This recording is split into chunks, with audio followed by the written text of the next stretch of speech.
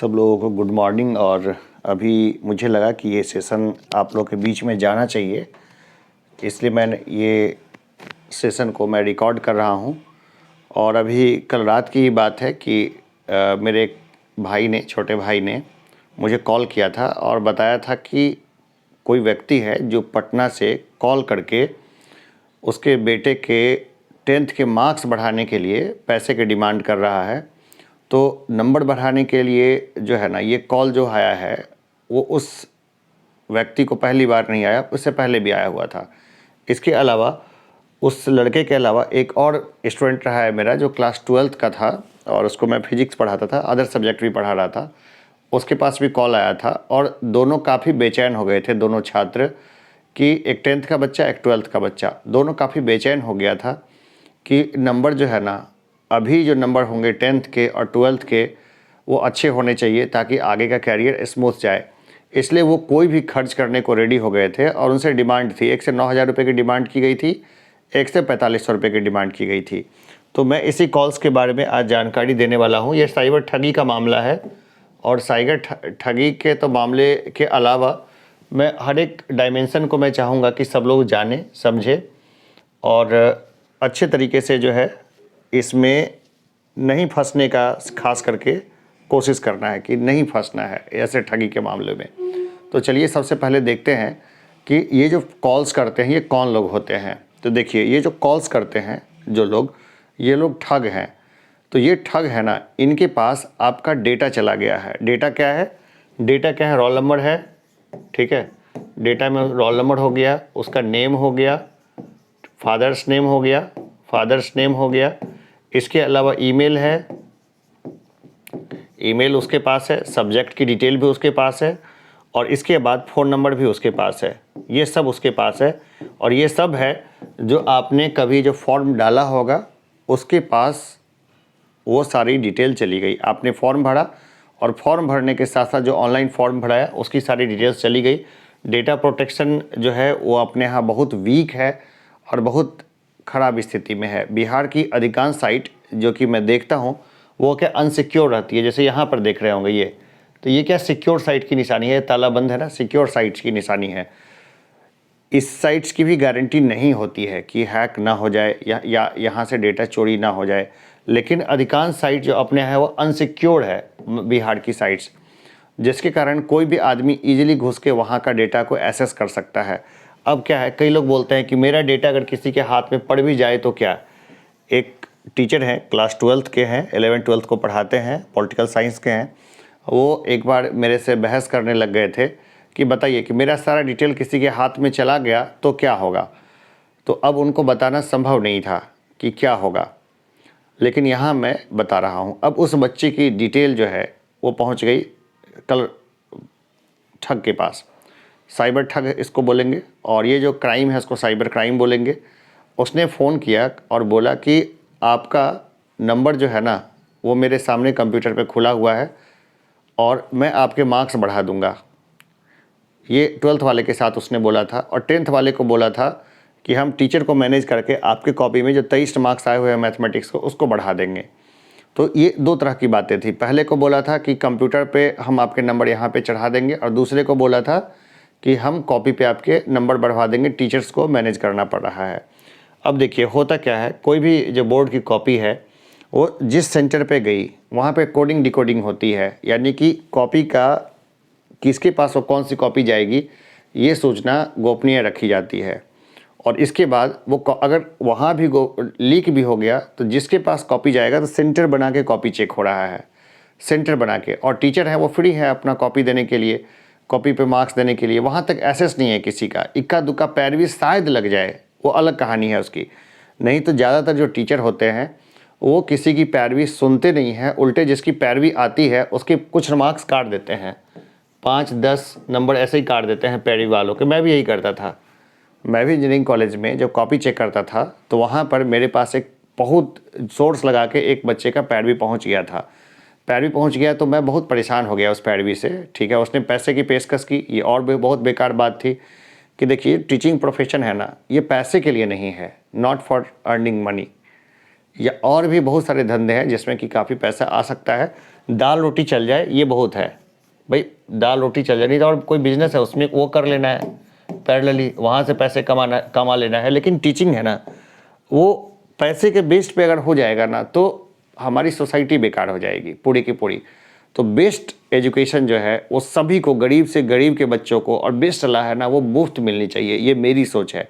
बाकी लोग इसको पैसा कमाने का साधन समझते हैं तो उनकी अपनी सोच है।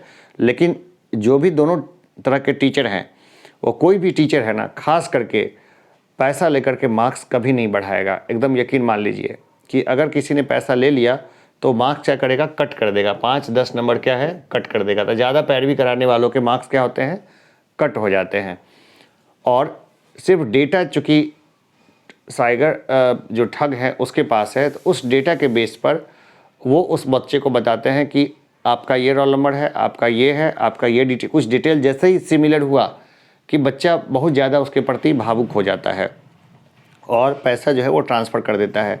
और वो ठग है ना, ये पकड़े नहीं जा सकते। क्यों?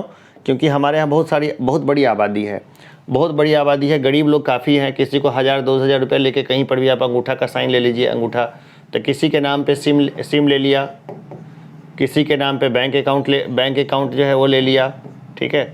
और इसके बाद सिम किसी के नाम पे, बैंक अकाउंट किसी के नाम पे है। इस बैंक अकाउंट को इस सिम से क्या किया, जोड़ दिया, यहाँ पे गूगल पे चला लिया या फ़ोन पे या जो भी पे है, UPI चला लिया। अब क्या है, सारा खेल 15-20 दिनों का है। रिजल्ट आने से पहले ये सबको कॉल कर देंगे, सबका पैसा उठा के रख लेंगे। 10-12-15 लाख रुपया हो जाएगा साल भर का कमाई। फिर इसके बाद ये सिम ख़त्म और ये जो है ना वो सिम तोड़ के फेंक देंगे और बैंक अकाउंट को भी बंद कर देंगे। अब हो गया कहानी। अब किसको पकड़ा जाए, कैसे पकड़ा जाए? अब सैकड़ों गांव में कोई आदमी पकड़ा जाएगा तो एक बुजुर्ग पकड़ा जाएगा जिसके नाम पे सिम होगी, उसको क्या करेगी पुलिस? या कोई बैंक अकाउंट के नाम पर कोई और पकड़ा जाएगा, उसके नाम पे बैंक अकाउंट होगा और पैसा किसी थर्ड पर्सन ने क्या किया, निकाल के भाग गया, खा गया। और आम बच्चे लोग जो होते हैं, जो गाँव देहात के लड़के लड़कियाँ हैं, वो बहुत आराम से इस मामले में कन्फ्यूज हो जाते हैं। कई पढ़े लिखे लोग भी कन्फ्यूज हो जाते हैं। लेकिन यकीन मानो सब सारे लोग कि कोई भी टीचर पैसा लेकर के नंबर देने का खेल नहीं करता है। और दूसरा चीज़ क्या है कि सिस्टम ही इस तरह से डेवलप किया गया है कि किसी के लिए संभव नहीं है कि बहुत आराम से पैरवी करके काम चला ले। लेकिन एक चीज़ और है, प्लस पॉइंट क्या है कि बोर्ड के एग्ज़ाम्स में थोड़ा ज़्यादा मार्क्स मिलते हैं, 5, 10, 15, 20 ज़्यादा नंबर मिल जाते हैं, ठीक है। थोड़े ज़्यादा ही बच्चों के प्रति का सॉफ्ट कॉर्नर होता है, सभी टीचरों का होता है।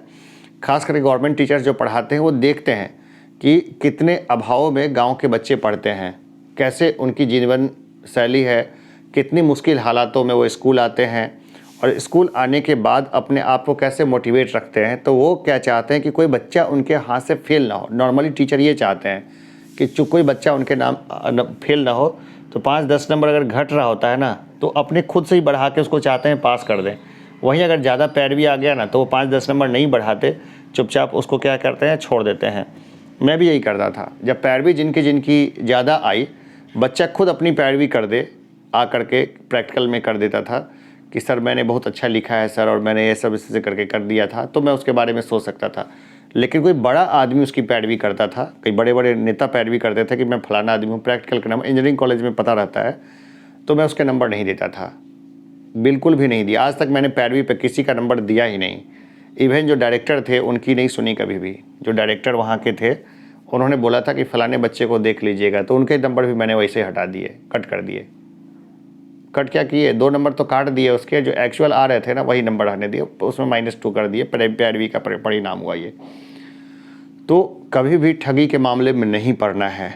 बस कुछ डिटेल्स उनके हाथ लग गई है, उस डिटेल के बेस पे वो कॉल करते हैं और कॉल करके ठगी करते हैं। ठगी करके पैसा लपेटेंगे, 8-10 लाख रुपए लेकर के भाग जाएंगे। और मेरे एक मित्र हैं, बहुत अच्छी पोस्ट पे है BSNL में। उनका एक साथी है जो ठग है, साइबर ठग है, ठीक है। नालंदा साइड में वो रहता है कहीं पर, और वो क्या हर महीने 2 से 3 लाख रुपए कमा लेता है। तो मेरे से उसकी बातचीत हुई तो उसने बोला कि सर आप आ जाइए, आप अपना दिमाग दे दीजिएगा तो हम लोग 5-7 लाख रुपया जो है ना दोनों भाई बैठ के आराम से महीने का कमा लेंगे। तो उसने खुद ही जब आइडिया देना शुरू किए कि ये आइडिया है, ये आइडिया है, ये आइडिया है, तो मैं भौचक रह गया कि इतने तरह के आइडिया पैसा कमाने के बारे में। बड़े बहुत सिंपल है, आप बहुत सिंपल तरीके से कमा सकते हैं। और सही बात है, जैसे कि फिंगरप्रिंट का डुप्लीकेट बन जाता है।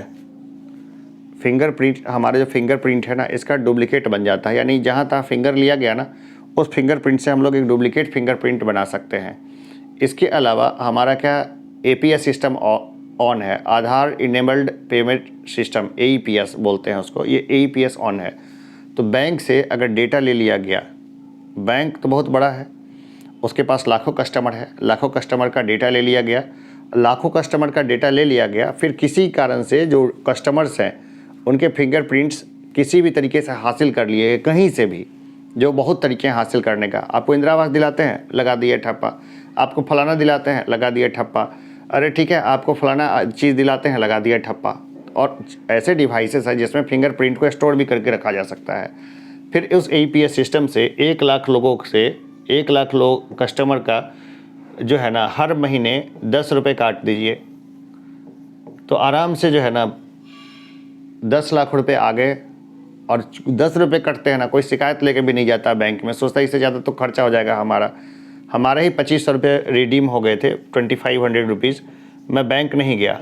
फिर एक बार मैंने एक रिचार्ज कराया था, 416 रुपये किसी और ने उठा लिए, फिर भी मैं बैंक नहीं गया। कितना दौड़ता मैं इसके लिए और इसके लिए, कोई पकड़ा नहीं जाता, खूब कोशिश करता तो भी। पुलिस वाले उतने एक्टिव नहीं हैं, हो भी नहीं सकते हैं, क्योंकि उनकी एक तो संख्या कम है, दूसरे बहुत ज़्यादा समझदार लोग व्यवस्था में ऊपर नहीं चढ़ पाते हैं, जैसे मुझे नॉलेज है। लेकिन मैं साइबर क्राइम में अगर जाना चाहूँगा तो मुझे कोई नहीं लेगा। क्यों? क्योंकि वहाँ पे अपना फिक्स सिस्टम अपना बैठा हुआ है उनका, वो लेगा ही नहीं, क्योंकि वो अपना उनका व्यापार है ना, बिजनेस है, कुछ कमा रहे हैं, कुछ और कुछ कर रहे हैं, कुछ के लिए टाइम पास है, तो ये चीज़ है, कुछ कोई पावर इंजॉय कर रहा है। तो इस हिसाब से मेरी नॉलेज बस यही है कि मैं लोगों को बता सकता हूँ कि ठगी के शिकार मत बनिए, अपना डेटा को छुपा के रखिए, अपना जो भी डेटा है वो छुपा के रखिए। अगर आपका डेटा लीक हो गया है तो आप ये करिए कि वो जो नंबर है ना, फ़ोन नंबर वगैरह, उसको बदल दीजिए, काहे कि उसके ज़रिए वो और जगह से भी ठगी करेगा। अपना हर एक डेटा जो है कि आप क्या कर रहे हैं, कहाँ घूम रहे हैं, किस पोस्ट पे हैं, कहाँ हैं, कैसे हैं, ये बहुत ज़्यादा सर्कुलेट करने की ज़रूरत ही नहीं होती है।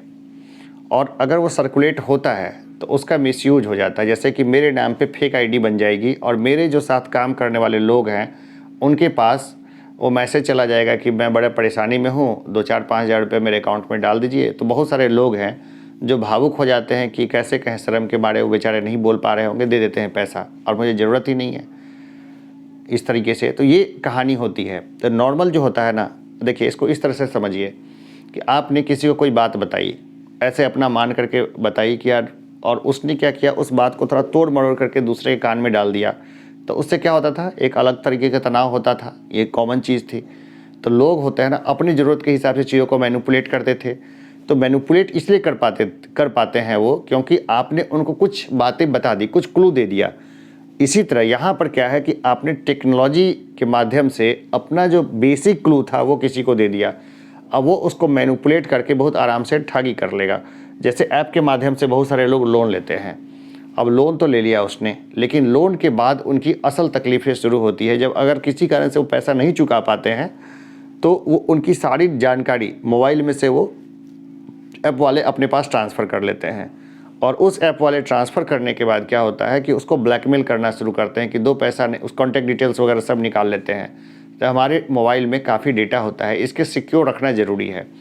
एक और है कि एक हमारे ग्रामीण है, उप सरपंच के पद पर रहे हैं वो, अब उनसे किसी ने सिग्नेचर ले लिया और कुछ कर लिया, और उसके नाम पर एक लोन इशू है, और लोन के कुछ किस्तें तो दी, इसके बाद उसने किस्तें देने छोड़ दी, और उनके नाम पे बहुत एक लोन है, उनको पता ही नहीं कि लोन किसने लिया, क्या लिया, कैसे किया। तो ये भी होता है, ये भी फ्रॉड है, और ये सब फ्रॉड जो है वो चलता फिरता होता रहेगा। और ये समझदारी इसी में है कि जितना हो सके उतना फेसबुक से बचिए, व्हाट्सएप से बचिए, और बाकी चीज़ों से बचिए। मान लीजिए कोई ठग है, एक व्यक्ति हैं एक व्यक्ति हैं ए, और ये उनकी पत्नी है सी, ठीक है। मान लीजिए कि ये व्यक्ति कहीं पे काम करते हैं किसी शहर में जो दूर है, और ये इनकी वाइफ है जो इनसे 400-500 किलोमीटर की दूरी पे ये रहती हैं, ठीक है। अब क्या हुआ कि एक ठग है जो इनको भी जानता है बहुत अच्छे तरीके से, इनको भी जानता है, इनके नेचर को भी जानता है। एक दिन इन्होंने बोला कि यार आज तो मेरा मोबाइल है ना वो थोड़ा गड़बड़ हो गया है ज़्यादा ही, तो सुबह से ही डेड हो गया मोबाइल, तो मैं जल्द ही इसको ठीक करवा लेता हूँ, तो मैं डाल देता हूँ इसको, सारा कॉन्टैक्ट डिटेल इसी में है। ठग को ये बात पता चल गई कि आज दिन भर इनका मोबाइल जो है वो स्विच ऑफ रहने वाला है। लेकिन अब उस ठग के पास एक डेटा है। डेटा क्या है? इनका नंबर है इनका। अब उस ठग ने क्या किया, इनको फटाक से फ़ोन किया। अब पूरी डिटेल इनको पता है, फेसबुक के जरिए सब जानते हैं कि हस्बैंड वाइफ के रिश्ते भी अच्छे हैं, कोई लड़ाई मनमुटाव भी नहीं है, उसके नाम पे रिस्पांस भी मिलेगा, हर चीज़ वो जान रहा है। तो यहाँ से इस ए ने सी को फ़ोन किया, ये वाइफ है ए की, उनको फ़ोन किया और बोला कि आपके हस्बैंड का एक्सीडेंट हो गया है, इमीडिएट जो है आपको यहाँ पे आना पड़ेगा हॉस्पिटल में, या हो सकता है कि इनको यहाँ से अभी दिल्ली या पटना रेफ़र किया जाए, बहुत स्थिति क्रिटिकल है। तो बताइए क्या करना है। अब ये क्या पूरी घबरा जाएंगी, अब ये बार बार इनको कॉल करेंगी, ठीक है, बार बार कॉल करेंगे किसको? उस ठग को। ठग बोलेगा देखिए, थोड़े समय घुमाने के बाद उनको टेक्निक्स पता होती है, 5,000 रुपये इमीडिएट डाल दीजिए ताकि हम आगे का प्रोसेस शुरू कर सकें। 5,000 रुपये तुरंत डाल दिए इन्होंने। फिर बोलेंगे कि देखिए 1,00,000 रुपये तुरंत डाल दीजिए, अभी इमीडिएट प्रोसेस में है, अगर आपके पास नहीं है तो और भी व्यवस्था, कम से कम 10,000 डाल दीजिए। अब चूँकि इनका फ़ोन ऑफ है, ये लगा रही हैं, फ़ोन उठ नहीं रहा है, और ऑफिस वाले हैं उनका सिस्टम अलग, उसने ठग ने सबको मैनेज कर रखा है तरीके से। तो 1.5 लाख रुपए ठग दिया। शाम में फ़ोन आया कि हम तो यहाँ पहुँचे हुए हैं। बोला अरे हम तो ठीक हैं, किसको किया, क्या किया, कैसे किया, तब तक तो वो मामला रफू चक्कर हो जाता है। इसके अलावा और भी चीज़ें होती है, जैसे अभी दिल्ली की बात बताता हूँ। दिल्ली में क्या हुआ कि एक व्यक्ति गया मनाली घूमने के लिए, ठीक है, तो बड़ी कंबाइंड फैमिली थी, उसी में से एक सदस्य था 20-22 साल का लड़का। उसने क्या किया, जो फ़ोटो खींचा, ग्रुप फ़ोटो खींचा, ठीक है, और पहले उसने क्या किया, लाइव भी किया कि वो घूम रहा है फिर रहा है, उसका लाइव भी किया, और लिखा भी उसमें कि Manali trip with my whole family with 26 peoples. और अगले ही दिन जब वो लौट के आया मनाली से, वो लोग दिल्ली लौट के आए, तो उनके घर में सारा सामान लगभग चोरी हो चुका था। वो अलग है कि बाद में चोर पकड़ा गया तो उसने स्वीकार किया कि उसने सारी डिटेल्स फेसबुक से निकाली और उसको मालूम पड़ गया कि उस दिन वो घर में नहीं रहेंगे। तो ये कहानी बेसिक ये चलती रहती है। तो खुद को बचना है, खुद को बचाइए और अपने साथियों को भी सतर्क करिए। नंबर कभी भी ऐसे नहीं बढ़ते हैं, न बढ़ाए जा सकते हैं। कोई अगर फेक कॉल्स के ज़रिए नंबर बढ़ाने की बात करता है, पुलिस में सूचना दीजिए, होगा कुछ नहीं, मन की शांति मिल जाएगी। बस यही कि चलो ठीक है। और जो फ़ोन करता है उसको 1-2 बार पुलिस वाला फ़ोन कर दे तो हो सकता है कि वो फिर दूसरे नंबर को ट्राई करे, और कम से कम फिर तो बच जाएगा, कुछ लोग तो बच जाएंगे। तो ये चीज़ है। बाकी तो ये है कि अब बचा नहीं सकते सबको, कई लोग ठगा जाएंगे। माएँ वगैरह होती है वो बहुत ज़्यादा भावुक हो जाती है कि बेटे के करियर का मामला है, दे दीजिए पैसा। अब बाप को ना पता है कि पैसा कमाने में कितना मेहनत लगता है और पैसा कितना तरीके से कमाया जाता है।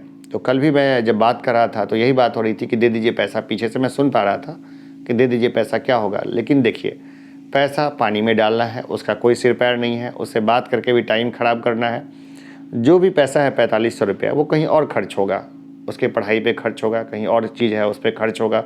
उसी तरह फेक कॉलेज में एडमिशन के नाम पे, तो कभी वो स्टूडेंट क्रेडिट कार्ड के नाम से ठगी का सिलसिला कभी बंद नहीं होगा, ये चलता रहेगा। बस क्या है, ठगे नहीं जाना है। तो चलिए होशियार रहिए, खबरदार रहिए, और ये भी एक करिकुलम का पार्ट है, इसको ऐसा समझिए और अपने आसपास ज़रूर फैलाइए कि ठगे मत जाइए कभी भी।